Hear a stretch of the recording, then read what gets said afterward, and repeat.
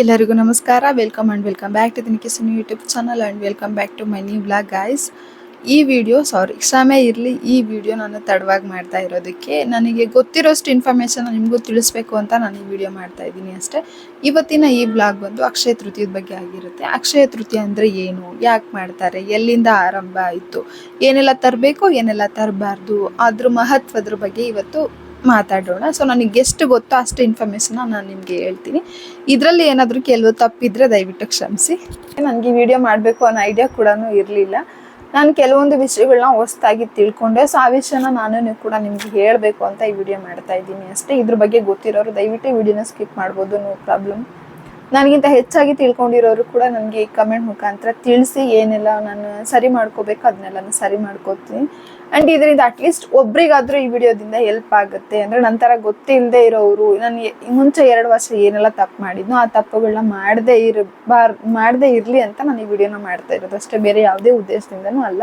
ಮತ್ತು ಅದಕ್ಕೆ ತುಂಬ ಪೂಜೆ ಮಾಡುವಂಥ ಮುಖ್ಯವಾಗಿರೋ ಟೈಮ್ ಯಾವುದು, ಆ್ಯಂಡ್ ಈ ವರ್ಷದಲ್ಲಿ 2 ಡೇಸ್ ಬಂದಿದೆ. ಸೊ ಯಾವಾಗ ಆರಂಭ ಆಗುತ್ತೆ, ಯಾವಾಗ ಮುಕ್ತಾಯ ಆಗುತ್ತೆ ಅನ್ನೋದ್ರ ಬಗ್ಗೆ ನನಗೆ ಗೊತ್ತಿರೋಷ್ಟು ಇನ್ಫಾರ್ಮೇಷನ್ನ ನಾನು ನಿಮಗೆ ತಿಳಿಸ್ಕೊಡ್ತೀನಿ. ಮೊದಲನೇದಾಗಿ ಅಕ್ಷಯ ತೃತೀಯ ಅಂದರೆ ಏನು? ಅಕ್ಷಯ ತೃತೀಯನ ನಮ್ಮ ಹಿಂದೂ ಮತ್ತು ಜೈನ ಧರ್ಮದಲ್ಲಿ ತುಂಬ ಪವಿತ್ರವಾದ ಮತ್ತು ಮಂಗಳಕರವಾದ ದಿನ ಅಂತ ಸೆಲೆಬ್ರೇಟ್ ಮಾಡ್ತಾರೆ. ಅಕ್ಷಯ ಅಂತಂದರೆ ನಮ್ಮ ಹಿಂದೂಗಳ ಪ್ರಕಾರ ಅಕ್ಷಯ ಅಂದರೆ ಹೆಚ್ಚಾಗೋದು, ಎಂದಿಗೂ ನಾಶವಾಗದೇ ಇರೋದು, ಅಂದರೆ ಅಭಿವೃದ್ಧಿ ಆಗೋದು ಅಂತ ಕರೀತಾರೆ. ಇನ್ನು ಇಂಗ್ಲೀಷಲ್ಲಿ ಹೇಳೋದಾದರೆ ಇದನ್ನು ಎಂಡ್ಲೆಸ್, ಎಟರ್ನಲ್ ಅಂತಲೂ ಕರೀತಾರೆ. ಇದ್ರ ಬಗ್ಗೆ ಪೌರಾಣಿಕ ಹಿನ್ನೆಲೆ ಕೂಡ ಇದೆ. ನಮ್ಮ ಹಿಂದೂಗಳ ಪ್ರಕಾರ ತ್ರೇತಾಯುಗ ಆರಂಭ ಆಗಿದ್ದು ಈ ದಿನ, ಅಂದರೆ ಅಕ್ಷಯ ತೃತೀಯ ದಿನನೇ ತ್ರೇತಾಯುಗ ಆರಂಭ ಆಯಿತು ಅಂತ ನಂಬಲಾಗುತ್ತೆ. ಇನ್ನು ಮಹಾಭಾರತದಲ್ಲಿ ಶ್ರೀಕೃಷ್ಣ ದ್ರೌಪದಿಗೆ ಅಕ್ಷಯ ಪಾತ್ರೆ ಕೊಟ್ಟಂಥ ದಿನ ಇವತ್ತಾಗಿರುತ್ತೆ. ಸೊ ಹಾಗಾಗಿ ಅಕ್ಷಯ ಪಾತ್ರೆ ಬಗ್ಗೆ ಎಲ್ರಿಗೂ ಆಲ್ಮೋಸ್ಟ್ ಸ್ವಲ್ಪನಾದರೂ ಗೊತ್ತಿರುತ್ತೆ. ಅಕ್ಷಯ ಪಾತ್ರೆ ಅಂದರೆ ಅಲ್ಲಿ ಇರೋ ಅಂಥ ಯಾವುದೇ ಕೂಡ ಖಾಲಿ ಆಗದೆ ಇರಲಿ ಅಂತ ಒಂದು ಅಕ್ಷಯ ಪಾತ್ರೆ ಕೊಟ್ಟಿರ್ತಾರೆ ಶ್ರೀಕೃಷ್ಣ ದ್ರೌಪದಿ ಅವ್ರಿಗೆ. ಸೊ ಹಾಗಾಗಿ ಈ ದಿನನ ಅಕ್ಷಯ ತೃತೀಯ ಅಂತ ಸೆಲೆಬ್ರೇಟ್ ಮಾಡ್ತಾರೆ. ಇದನ್ನು ಸೆಲೆಬ್ರೇಟ್ ಮಾಡಿ ಏನಾದರೂ ತಗೊಂಡಿರೋರು ಕೂಡ ಅಭಿವೃದ್ಧಿ ಆಗಲಿ ಇನ್ನು ಮುಂದೆ ಅಂತೇಳಿ ಸೆಲೆಬ್ರೇಟ್ ಮಾಡ್ತಾರೆ ನಮ್ಮ ಹಿಂದೂಗಳ ಪ್ರಕಾರ. ಇನ್ನು ಜೈನ ಧರ್ಮದಲ್ಲಿ ಈ ದಿನ ಯಾಕೆ ಪವಿತ್ರ ಅಂತ ಹೇಳೋದಾದರೆ, ಅವರ ಮೊದಲನೇ ತೀರ್ಥಂಕರರಾದ ಋಷಭನಾಥರು ತಮ್ಮ 400 ದಿನಗಳ ಉಪವಾಸನ ಕಬ್ಬಿನ ಹಾಲನ್ನ ಕುಡಿದ್ಬಿಟ್ಟು ಇವತ್ತಿಗೆ ಎಂಡ್ ಮಾಡ್ತಾರೆ, ಅಂದರೆ ಅಕ್ಷಯ ತೃತೀಯ ದಿನ ಎಂಡ್ ಮಾಡ್ತಾರೆ.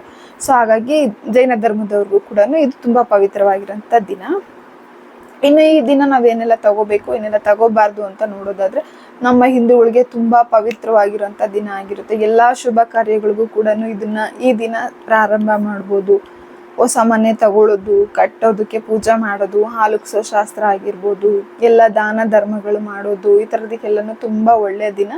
ಇನ್ನು ಏನೆಲ್ಲ ತಗೋಬೇಕು ಅಂತ ನೋಡೋದಾದರೆ, ನಾವು ಚಿನ್ನ, ಬೆಳ್ಳಿ, ಹೊಸ ವಾಹನಗಳನ್ನ ಪರ್ಚೇಸ್ ಮಾಡೋದಾಗಿರ್ಬೋದು, ಅಥವಾ ಅಡ್ವಾನ್ಸ್ ಕೊಡೋದು, ಬುಕ್ಕಿಂಗ್ ಅಡ್ವಾನ್ಸ್, ಟೋಕನ್ ಅಡ್ವಾನ್ಸ್, ಈ ಥರ ಯಾವುದಾದ್ರೂ ಕೂಡ ಮಾಡ್ಬೋದು ನಾವು. ಇನ್ನು ಚಿನ್ನ, ಬೆಳ್ಳಿ ಇದನ್ನೆಲ್ಲ ಈಗ ಹೊಸ ವಾಹನಗಳಾಗಿರ್ಬೋದು ಎಲ್ಲ ತಗೊಳಕ್ಕಾಗದೆ ಇರೋರು ಏನು ಮಾಡಬೇಕು ಅಂತ ಅನ್ನೋದಾದರೆ, ಮಣ್ಣಿನ ಮಡಿಕೆ, ಉಪ್ಪು, ಅದರಲ್ಲೂ ಕಲ್ಲುಪ್ಪು ಮತ್ತು ಕವಡೆ, ಶಂಕು, ಗುಲ್ಗಂಜಿ, ಈ ಥರ ಲಕ್ಷ್ಮಿಗೆ ಪ್ರಿಯವಾಗಿರುವಂಥ ವಸ್ತುಗಳು, ಇನ್ನು ಪೊರಕೆ ಆಗಿರ್ಬೋದು, ಈ ಥರದನ್ನೆಲ್ಲ ಮನೆಯಲ್ಲಿ ತಂದಿಟ್ಟು ಪೂಜೆ ಮಾಡಿದರೆ ತುಂಬ ಒಳ್ಳೆಯದಾಗುತ್ತೆ ಅಂತ ಹೇಳ್ತಾರೆ. ಇನ್ನು ಈ ದಿನ ನಮಗೆ ತುಂಬ ಮುಖ್ಯವಾಗಿರೋದೇನು ಅಂತಂದರೆ, ನಾವು ದಾನ ಧರ್ಮಗಳನ್ನ ಮಾಡಿದರೆ ನಮಗೆ ತುಂಬ ಒಳ್ಳೆಯದಾಗುತ್ತೆ ಅಂತ ನಂಬಲಾಗುತ್ತೆ.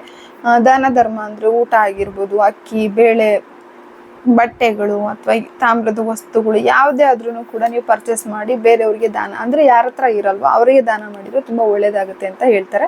ಏನೆಲ್ಲ ತರಬಾರ್ದು ಅಂದರೆ, ಏನೆಲ್ಲ ಮಾಡಬಾರ್ದು ಅನ್ನೋದಾದರೆ, ಈ ದಿನ ನಾವು ಕಪ್ಪು ಬಟ್ಟೆಗಳನ್ನ ಆದಷ್ಟು ಧರಿಸೋದನ್ನಾಗಿರಲಿ ಅಥವಾ ಪರ್ಚೇಸ್ ಮಾಡೋದನ್ನಾಗಲಿ ಕೂಡ ಮಾಡಬೇಡಿ. ಇನ್ನು ಚಾಕು, ಮಚ್ಚು, ಈ ಥರ ಬ್ಲೇಡ್ಸ್, ಈ ಥರ ಶಾರ್ಪ್ ಆಬ್ಜೆಕ್ಟ್ಸ್ ಏನೇನು ಇರುತ್ತೋ ಇದೆಲ್ಲದನ್ನು ಮನೆಗೆ ತರೋದನ್ನು ಸ್ವಲ್ಪ ಅವಾಯ್ಡ್ ಮಾಡಿ. ಇನ್ನು ಮನಸ್ಸಲ್ಲಿ ಒಳ್ಳೆಯದನ್ನೇ ಬಯಸಿ, ಬೇರೆಯವ್ರಿಗೂ ಕೂಡ ಕೆಟ್ಟ ಆಲೋಚನೆಗಳನ್ನ ಮಾಡಬೇಡಿ, ಬೇರೆಯವ್ರಿಗೂ ಕೂಡ ಒಳ್ಳೆಯದನ್ನೇ ಬಯಸಿ. ಇನ್ನು ಹಾಸ್ಟೆಲ್ ಆಗಿರೋರಿಗೆ ಅಥವಾ ಪಿ ಜಿಲಿ ಬ್ಯಾಚುಲರ್ಸ್ಗೆಲ್ಲ ಏನು ಮಾಡಬೇಕು, ಇದನ್ನೆಲ್ಲ ಮಾಡೋದಕ್ಕಾಗೋದಿಲ್ಲ ಅಂತನೋರು ಏನು ಮಾಡಬೇಡಿ, ಆರಾಮ್ಸೆ ನೀವು ದೇವ್ರ ಹತ್ರ ಒಳ್ಳೇದಾಗಲಿ ಅಂತ ಪ್ರೇಯರ್ ಮಾಡಿ. ಹತ್ರ ಇರೋ ಯಾವುದಾದ್ರೂ ದೇವಸ್ಥಾನಗಳಿಗೆ ಹೋಗಿ ಬನ್ನಿ, ಮನಸ್ಸಿಗೆ ಸ್ವಲ್ಪ ಸಮಾಧಾನ ಆಗುತ್ತೆ. ಸೊ ಅಷ್ಟೇ ಸಾಕು, ಬೇರೆ ಏನು ಈ ದಿನ ಮಾಡಲೇಬೇಕು, ತಗೊಳ್ಳೇಬೇಕು ಅಂತೇನಿಲ್ಲ, ಮನಸ್ಸಿಂದ ಒಳ್ಳೇದು ಬೇಡ್ಕೊಂಡ್ರೆ ಸಾಕು, ದೇವ್ರು ಒಲಿತಾನೆ.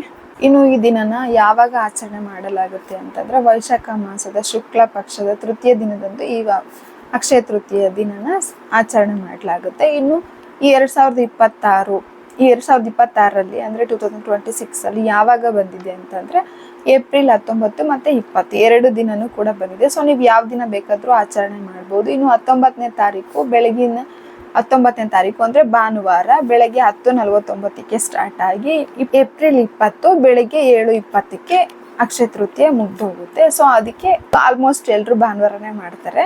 ನಿಮ್ಗೆ ಯಾವ್ದು ಅನುಕೂಲ ಆಗುತ್ತೋ ಆ ದಿನನ ನೀವು ಸೆಲೆಬ್ರೇಟ್ ಮಾಡಿ. ಇನ್ನು ಪೂಜೆಗೆ ತುಂಬ ಶುಭ ಸಮಯ ಯಾವುದು ಅಂತ ನೋಡೋದಾದರೆ 19ನೇ ತಾರೀಕು ಏಪ್ರಿಲ್ 19 ಬೆಳಗಿನ ಜಾವ 10:49ರಿಂದ ಮಧ್ಯಾಹ್ನ 12:20 ಒಳಗೆ ಯಾವಾಗಾದರೂ ಪೂಜೆ ಮಾಡ್ಬೋದು. ತುಂಬ ಆ ಟೈಮಲ್ಲಿ ತುಂಬ ಒಳ್ಳೆಯದು ಅಂತ ಹೇಳ್ತಾರೆ ಅಷ್ಟೇ. ನಾನು ಕೂಡ ನೋಡಿದ್ದೀನಿ, ಕೇಳಿದ್ದೀನಿ. ಸೊ ಆ ದಿನ ನಿಮಗೆ ಸಾಧ್ಯವಾದಷ್ಟು ಆ ಟೈಮಲ್ಲೇ ನೀವು ಪೂಜೆ ಮಾಡೋದಕ್ಕೆ ಟ್ರೈ ಮಾಡಿ. ಇನ್ನು ಈ ದಿನ ಪೂಜೆ ವಿಚಾರಕ್ಕೆ ಬಂದರೆ ಯಾವ್ದೆಲ್ಲ ದೇವತೆಗಳನ್ನ ಪೂಜೆ ಮಾಡಿದರೆ ನಮಗೆ ಒಳ್ಳೇದಾಗುತ್ತೆ ಅಂತ ನೋಡೋದಾದರೆ ಶ್ರೀ ಮಹಾಲಕ್ಷ್ಮಿ ಆಗಿರ್ಬೋದು ಅಥವಾ ವಿಷ್ಣು, ಕುಬೇರ ಈ ದೇವರುಗಳನ್ನ ಪೂಜೆ ಮಾಡಿದರೆ ಒಳ್ಳೇದಾಗುತ್ತೆ ಅಂತ, ಅಭಿವೃದ್ಧಿ ಆಗುತ್ತೆ ಅಂತ ನಂಬಲಾಗುತ್ತೆ. ಇನ್ನು ಈ ದಿನದ ಮಹತ್ವ ಏನು ಅಂತಂದರೆ ಚಿನ್ನದ ಖರೀದಿ ಆಗಿರ್ಬೋದು, ಹೊಸ ಆರಂಭ, ದಾನ ಧರ್ಮ ಈ ಥರದ್ರಲ್ಲಿ ಯಾವುದಾದ್ರೂ ಒಂದನ್ನು ನಿಮ್ಮಿಂದ ಏನು ಸಾಧ್ಯನೋ ಅದನ್ನು ಯಾವುದಾದ್ರೂ ಒಂದನ್ನು ಮಾಡಿ. ಹಾಗೆ ಎಲ್ರಿಗೂ ಶುಭ ದಿನ, ಶುಭವಾಗಲಿ. ಎಲ್ರಿಗೂ ಅಕ್ಷಯ ತೃತೀಯ ದಿನದ ಶುಭಾಶಯಗಳು. ನಿಮಗೂ ನಿಮ್ಮ ಕುಟುಂಬದವರಿಗೂ ದೇವರು ಆಯಸ್ಸು, ಆರೋಗ್ಯ, ಸಂಪತ್ತು ಎಲ್ಲನೂ ಅಭಿವೃದ್ಧಿ ಮಾಡಲಿ. ಹಾಗೆ ಈ ದಿನ ಆಲ್ಮೋಸ್ಟ್ ಸಾಧ್ಯವಾದಷ್ಟು ಮನಸ್ಸಲ್ಲಿ ಒಳ್ಳೆಯದನ್ನು ಬಯಸಿ, ಯಾರಿಗೂ ಕೆಟ್ಟದನ್ನು ಬಯಸಬೇಡಿ.